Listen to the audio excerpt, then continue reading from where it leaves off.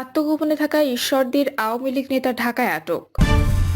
জানাবো নির্বাচন ও সংস্কার নিয়ে সমঝোতা কোন পথে, এবং সর্বশেষ জানাবো রাজধানীতে ছাত্রদলের বিক্ষোভ, শেখ হাসিনার প্রতীকী ফাঁসি। শুনছিলেন সংবাদ শিরোনাম, এবারে বিস্তারিত। আত্মগোপনে থাকা ঈশ্বরদীর আওয়ামী লীগ নেতা ঢাকায় আটক। পাবনার ঈশ্বরদী উপজেলা আওয়ামী লীগের সাধারণ সম্পাদক ও পৌরসভার সাবেক মেয়র আবুল কালাম আজাদ মিন্টুকে আটক করেছে পুলিশ। আটকের বিষয়টি নিশ্চিত করেছেন তেজগাঁও থানার ভারপ্রাপ্ত কর্মকর্তা মোবারক হোসেন। তিনি বলেন, ফার্মগেট এলাকায় ঈশ্বরদী পৌরসভার সাবেক মেয়র আবুল কালাম আজাদ মিন্টুকে আটক করে রাখেন স্থানীয়রা। খবর পেয়ে আমরা গিয়ে তাকে থানায় নিয়ে আসি। তার বিরুদ্ধে ঈশ্বরদী থানায় মামলা রয়েছে। বিষয়টি নিয়ে সংশ্লিষ্ট থানায় কথা হয়েছে। তারা এসে আটক আবুল কালাম আজাদ মিন্টুকে নিয়ে যাবেন। স্থানীয় সূত্রে জানা যায়, আবুল কালাম আজাদ রাজধানীর রাজাবাজার এলাকায় ভাড়া থাকতেন। 5ই আগস্টের পর থেকে তিনি আত্মগোপনে ছিলেন। দুপুর 12টার দিকে ফার্মগেট এলাকায় তাকে আটক করেন লেগুনা স্ট্যান্ডের স্থানীয় যুবদল ও স্বেচ্ছাসেবক দলের নেতাকর্মীরা। পরে তেজগাঁও থানা পুলিশ তাকে আটক করে নিয়ে যায়। নির্বাচন ও সংস্কার নিয়ে সমঝোতা কোন পথে, কিভাবে সংস্কার করা যায়, কিভাবে করা হলে তা টেকসই হবে, এগুলো নিয়ে অনেকের মধ্যে অস্পষ্টতা ও ভিন্নমত রয়েছে। সংবিধান পরিবর্তন, নির্বাচন ও সংস্কারের ক্ষেত্রে সমঝোতা কোন পথে হবে? গত 5ই আগস্টের অভ্যুত্থানে শেখ হাসিনার পলায়নের পর বাংলাদেশের রাজনীতি এক নতুন পর্বে প্রবেশ করেছে। অভ্যুত্থানের আগে স্লোগান ছিল রাষ্ট্র সংস্কার লাগবে। অভ্যুত্থানের পর রাষ্ট্র সংস্কার যে লাগবে এ বিষয়ে ক্রিয়াশীল হবে রাজনৈতিক দলই একমত। প্রায় প্রতিটি সক্রিয় দল, দল নিরপেক্ষ বিভিন্ন সংস্থা ও বিশিষ্ট নাগরিকেরা সংবিধান সংস্কার কমিশনের কাছে সংস্কার বিষয়ক প্রস্তাব জমা দিয়েছেন, মতামত দিচ্ছেন সংবিধানের কোন কোন অংশ বদলাতে হবে, কি বাদ দিতে হবে, কি যোগ করতে হবে। এসব নিয়ে বিভিন্ন দল ও গোষ্ঠীর মধ্যে মতভিন্নতা আছে, কিন্তু সংবিধানের সংস্কার যে করতে হবে তা নিয়ে কোনো মতপার্থক্য নেই বললেই চলে। 5ই আগস্টের আগে সংবিধান সংস্কারের দাবি ছিল একটি অগ্রসর আকাঙ্ক্ষা বা প্রত্যাশা, কিন্তু বর্তমানে সেই দাবি আর প্রত্যাশার স্তরে নেই। এটি এখন বাস্তবায়নের পর্বে প্রবেশ করেছে। বাস্তবায়ন নিয়ে ভিন্ন মত।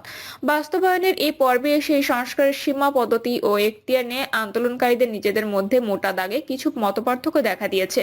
সীমা সম্পর্কে যেসব মতামত পাওয়া যাচ্ছে সেগুলোকে মোটা দাগে 3 ভাগে ভাগ করা যায়। 1. সীমিত সংশোধন, অর্থাৎ একটা গ্রহণযোগ্য নির্বাচন করার জন্য এ সময় যতটুকু প্রয়োজন ততটুকু সংশোধন। 2. বিদ্যমান সংবিধানটি পুরোপুরি বাতিল করে নতুন সংবিধান প্রণয়ন। এবং 3. সংশোধন নয়, আবার সম্পূর্ণ নতুনও নয়, কিন্তু ব্যাপক পরিবর্তনের মাধ্যমে সংস্কার।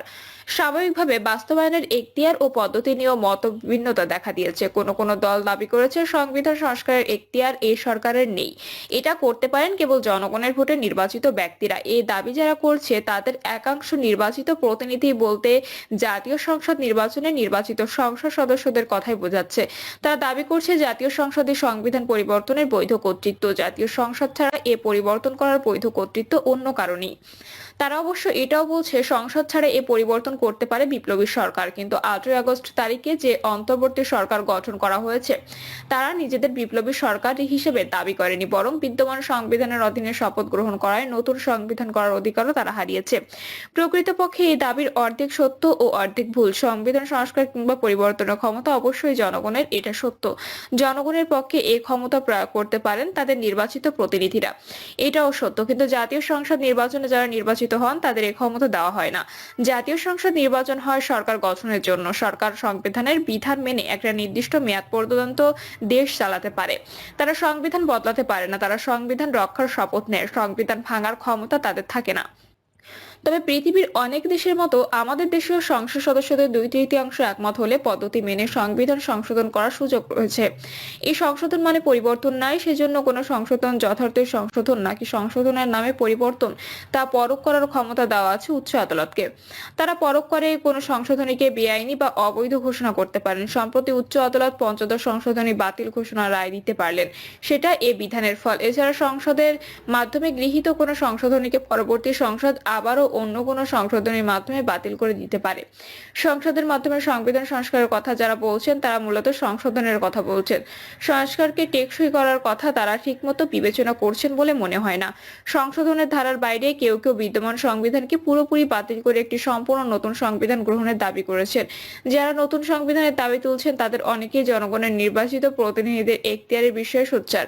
পদ্ধতি হিসেবে স্বাভাবিকভাবেই তারা সংবিধান সভা বা গণপরিষদ নির্বাচনের কথা বলছেন। এই দুই ধারার বাইরে সংবিধান সংস্কারের দাবিতে যারা বেশ আগে থেকে সক্রিয় ছিলেন তারা সংবিধান সংস্কার পদ্ধতি হিসেবে সংবিধান সংস্কার সভা বা কখনো কখনো গণপরিষদ নির্বাচনের দাবি তুলছিলেন, কিন্তু সে দাবি খুব একটা মনোযোগ পায়নি। সংবিধান সংস্কার সম্ভব কিনা আলোচনা সে পরিসরের মধ্যে আটকা পড়েছিল।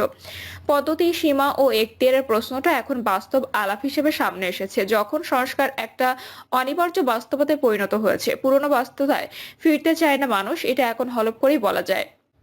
বাংলাদেশের মানুষ আর আগের ব্যবস্থায় ফেরত যেতে চায় না, এ কারণেই তারা সংস্কার চায়। কিন্তু সংস্কার কিভাবে করা যায়, কিভাবে করা হলে তা টেকসই হবে, রাজনৈতিক পরিসরের তর্ক বিতর্ক বিশ্লেষণের মধ্যে আগে থেকে এই বিষয় উপস্থিত ছিল না। আমাদের প্রধান প্রধান রাজনৈতিক দল, দলের নেতাকর্মী, বুদ্ধিজীবী, সাংবাদিক ও শিক্ষকদের অনেকেরই এ বিষয়ে অস্পষ্টতা আছে। ফলে যারা যা ইচ্ছা তেমন করে সমস্যার সমাধান নিয়ে যাচ্ছেন, যার অধিকাংশই ধোঁয়াশাচ্ছন্ন।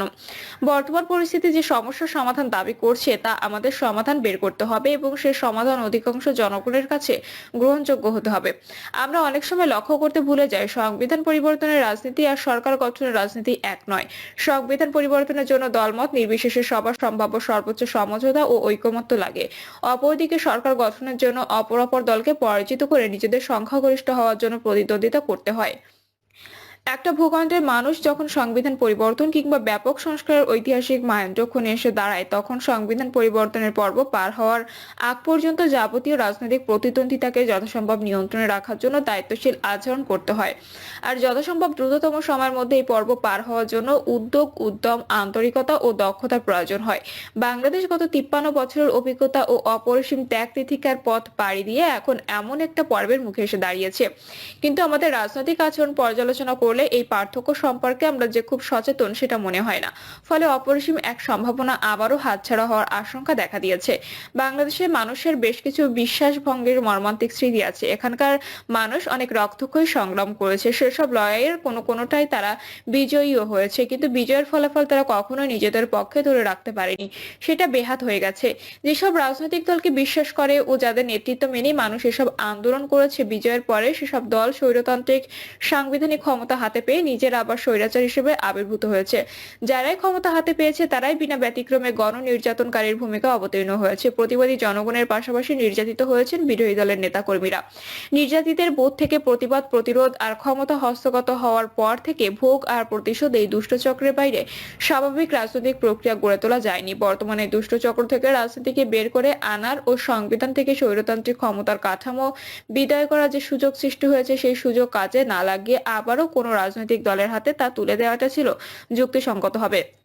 তাই সংস্কার হতে হবে রাজনৈতিক সরকারের হাতে ক্ষমতা হস্তান্তর হওয়ার আগে। জনগণের দিক থেকে রাজনৈতিক দলগুলোকে অবিশ্বাস করার যুক্তিসঙ্গত কারণ আছে। একইভাবে রাজনৈতিক দলগুলোর অর্থাৎ বিশেষত যারা নির্বাচন হলে রাষ্ট্র ক্ষমতায় যাওয়ার আশা